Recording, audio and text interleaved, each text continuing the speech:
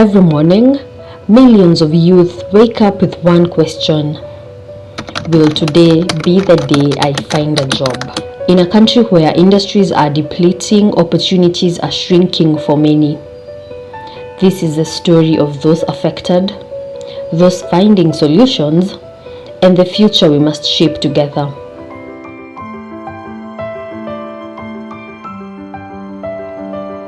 The challenge of unemployment is not just about numbers, it's about lives, dreams, and a future we can build together.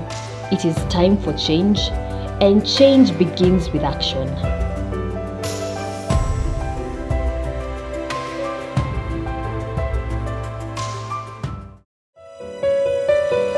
Youth unemployment in Kenya has reached alarming levels.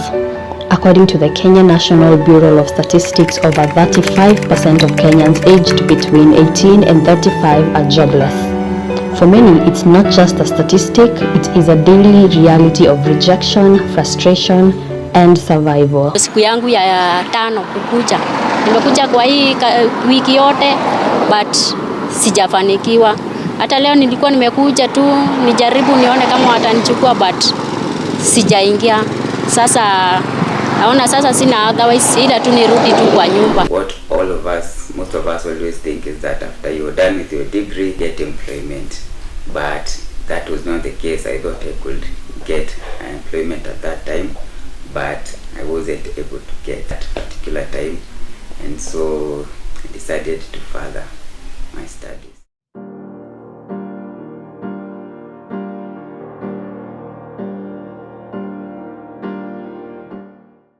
We talk about a pressing issue among the youth, and that is unemployment. My name is Tabitha Mutheu, and in today's show we're going to be tackling this issue of unemployment, which is such a bag. But we promise you by the end of this show you'll have learned a thing or two. So whether you're a recent graduate, you're in this field of looking for a job here and there, knocking on doors, or you're even a budding entrepreneur, then this is the show for you. Joining us on this show we have one Mr. Washington Mageto, who's one of our panelists and our guest, who's a visionary entrepreneur who is using his experience to thrive in the entrepreneurship world. And we also have Mr. Julius Kilile, who is facing the turbulent waters of unemployment, but yet has found his niche in gig economy.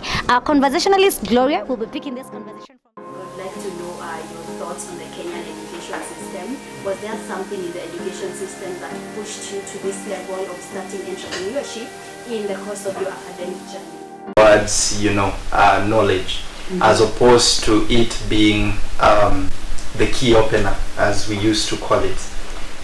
So I think when it comes to education, we need to look at it from the point of the knowledge you amass, the networks you create while in the process of amassing the knowledge, and then you can be able to now focus some of the things you want to do around the knowledge you've collected. But I can tell you the academic system we've had in Kenya, the 844 particularly, was very vital in the country. I know right now we are trying to do the problem-based learning system, where we formulate things towards a particular problem. But in my opinion, I still think we are somehow narrowing down to problems that might change in the next few years.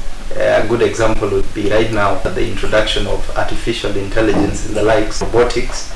So if we relied on supply chains and logistics, which were handled by human beings, right now I think robotics are taking over. So if that was a problem we were training people for, don't you think it will become obsolete or slightly more advanced? So we might not really address the issue. Because I feel like our education system, it is designed in a way that we learned a lot of theory to practice, and which is in turn very detrimental to most of us when you get out there, because you realize that when you compare different countries, like in Kenya, when you are in your primary school, when you're learning about parts of an insect, thorax, abdomen, head, in another place somewhere, children are being taught about AI, being taught about technology, they're being taught about entrepreneurship, which is something that in Kenya our system is really shaky about that.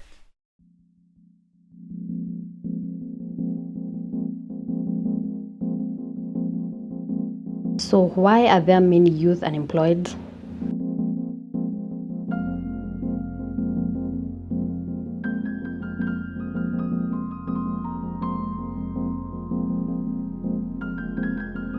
The answers lie in an education system misaligned with the market needs.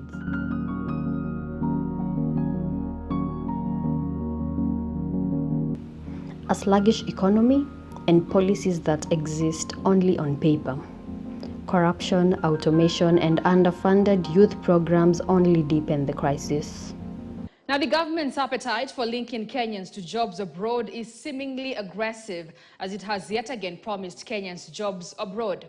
This is despite recent reports of exploitation by rogue agencies, trafficking, and now the terrorism crisis that has struck Kenyans in Lebanon. The Labour Ministry has announced plans to send 21,000 Kenyans to work abroad, even as the country is paying a hefty price for sending Kenyans abroad. Gig economy is basically about just a market whereby we have different players, whereby you learn skill and fast jobs that you can replace them with the normal employment, the full-time employment. These are short tasks that you can engage yourself in, that you can replace them with the normal 8 to 5 kind of employment.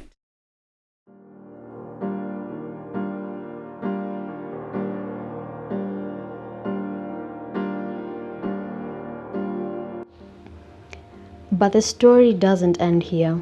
Across Kenya, youth are finding innovative ways to break through barriers, starting businesses, embracing digital work, and building new skills. From the dusty roads of Kitale to Nairobi's tech hubs, hope is rising. When it comes to funding for any type of business, several people within this country that can be able to fund. From Youth Enterprise Development Fund, which would give you at least about 100,000 collateral free. You do not need any collateral to get such kind of loans. To the likes of Uwezo Fund, which requires you to be in a group, and then they give you any amount of money, still collateral free. There are different venture capitalists, there are different accelerator programs, we have grants cut across different areas. So it's just you to package what you want to do and find the right persons to be able to actually guide you into the next step. But there is a lot of money. The challenge of unemployment is not just about numbers, it's about lives, dreams, and a future we can build together. It is time for change. And change begins with action. And that's a wrap for today. A big thank you to our guests, Mr. Washington Mageto, such a resource and a source of wisdom, and Mr. Julius Kilile, what a timeless knowledge of experience. And thank you so much to Gloria, our great conversationalist, who took us through this conversation. By now, I know you are feeling unstuck and you're ready to face the world. Though unemployment may linger, you now know what to do. Continue to follow us on our social media platforms, engage with us, and share this content to other people as much as you can. I've been Tabitha Mutheu. Bye.